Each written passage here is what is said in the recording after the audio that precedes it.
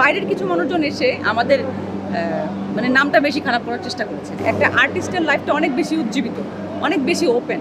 একটু তর্ক বিতর্ক থাকে, সেটা মনে করেন আর একটু মাশাআল্লাহ আপনারা অনেক মশলা দিয়েও বাড়ায় দেন।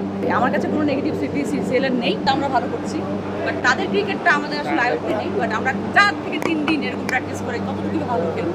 বাট চেষ্টা করবো ফাইনালে যাওয়ার জন্য। ফাইনালে যদি খুব ভালো প্র্যাকটিস হয়, যদি খুব ভালো খেলতে পারি সবাই টিম মিলে, তাহলে হয়তো জিততে পারি ইনশাআল্লাহ। মানে গতবারে সিসিএল নিয়ে আমি ভাগ্যক্রমে সে সময়টা ছিলাম না, আমাদের টিম তখন ফাইনালে গিয়েছিল। আমরা খুব মনে খুশি নিয়ে তারপরে সেলিব্রেশন করছিলাম লাভলু ভাইয়ের ফুল টিম।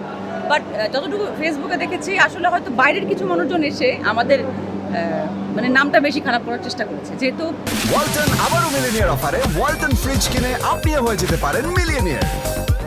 মিলিনিয়ার ছড়াছড়ি দেশ জুড়ে, এটা শুধু ওয়ালটনই পারে। একটা জিনিস খেয়াল করবেন, একটা আর্টিস্টের লাইফটা অনেক বেশি উজ্জীবিত, অনেক বেশি ওপেন। আপনার প্রোফাইলে বাসায় কী হচ্ছে সেটা কিন্তু আমি জানি না। আমার বাসায় কী হচ্ছে, আমি কী পরিধান করছি বা অন্য কোনো আর্টিস্ট কী পরিধান করছে, ও কারোর সাথে ঝগড়া করলো করে, সেটা কিন্তু বেশি এক্সপোজ হয়ে যায়। তো যদি একটু তর্ক বিতর্ক থাকে, সেটা মনে করেন আর একটু মাশাআল্লাহ আপনারা অনেক মশলা দিয়েও বাড়ায় দেন। বাট আমাদের কিছু কিছু মানুষ আছে যারা হচ্ছে নিজেদের নাম নিজেরা খারাপ করতে পছন্দ করে।